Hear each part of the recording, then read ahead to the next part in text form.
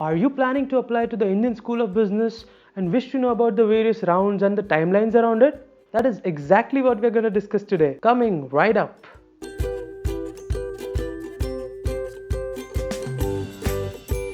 Hi, I'm Aditya and I'm a recent graduate of the Indian School of Business. In my previous video, I explained the basics about the entire admission process of ISB. You can find the link to that video right here. In this video, I shall give you a glimpse about how to manage your application timeline. For easy understanding, I have divided this video into 4 parts. In the first part, we'll see about the timelines that ISB usually follows about its various rounds.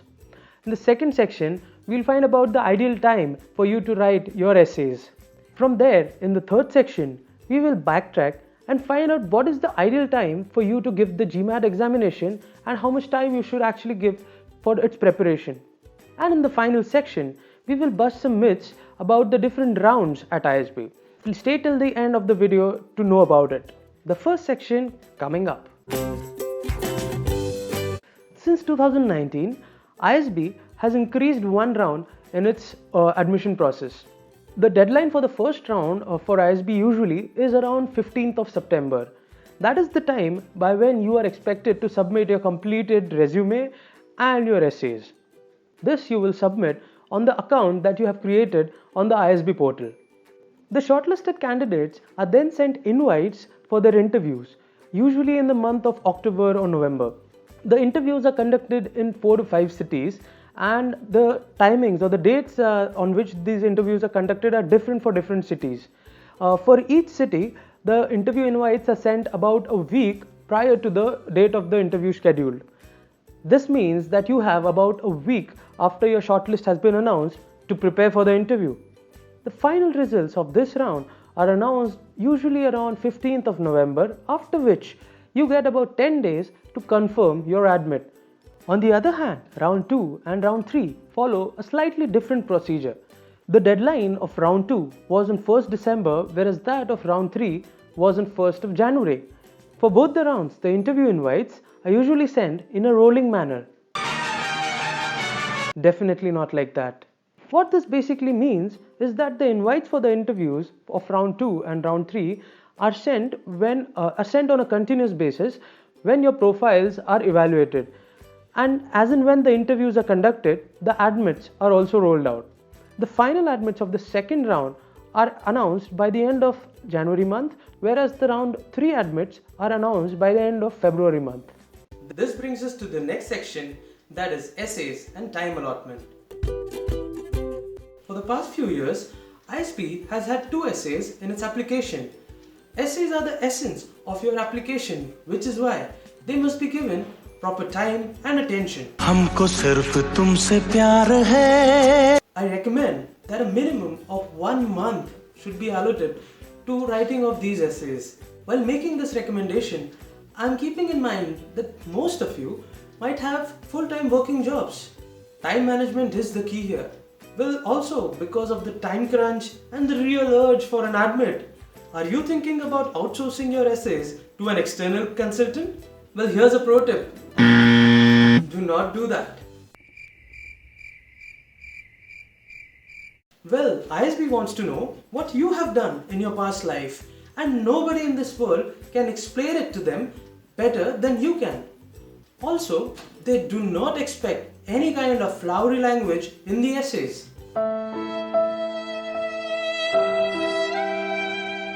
The exact impact of your initiatives should clearly reflect in it. Now let us see what is the exact time for you to attempt the GMAT examination.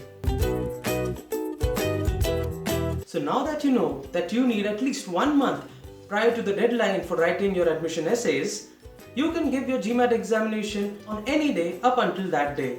So just to give an example, 15 September is the deadline for the round 1. 1 month is required for writing the essays, which makes 15th August the deadline for starting your essays. So you can give your GMAT examination on any day up until that day. GMAT, being a basic quant and verbal examination, requires a good 4 to 5 months of preparation. So if you were to submit your application in the round 1, I would recommend that you start the preparation for GMAT in March or April. Now that we have backtracked the entire process, let us take a look at it once again. So to summarize, whichever deadline you choose, about a month's time for writing the essays, a 5 to 10 days gap in between the essays and the GMAT examination, and about 4 to 5 months of preparation time for GMAT. On the other side of the deadline, it takes about a month for you to get your interview call and for the interview to happen, and another month's time for the final admit to be announced. While these are a few basic things, a common myth always pops up whenever there is a discussion on the different rounds of admission. Well, what is it? Let us find out. Every time around during the deadlines, one specific myth makes rounds of all the MBA preparation groups. That is, chances of getting an admit in round 1 are greater than in round 2 or 3. Well, the reality is, it is not like that. ISB values each round equally, and the ratio of applicants to admits in each round is one and the same. However, there are certain other benefits of applying in round 1. The first one, if you were to apply for the scholarship, ISB accepts those requests only in round 1. Applying in R1 means that you would get your admit as early as in the month of November. The school starts in the month of April, so this means you would get ample time for you to resign and serve the entire notice period, which usually is about 3 months. This also means that you would have enough time to take a break before you start the school.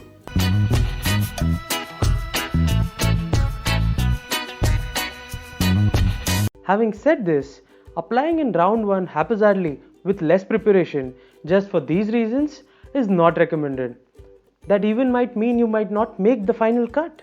So it is recommended that you apply in round 2 or 3 if either you are due a promotion, you want to improve your GMAT score, or you want some more time to fine-tune your essays.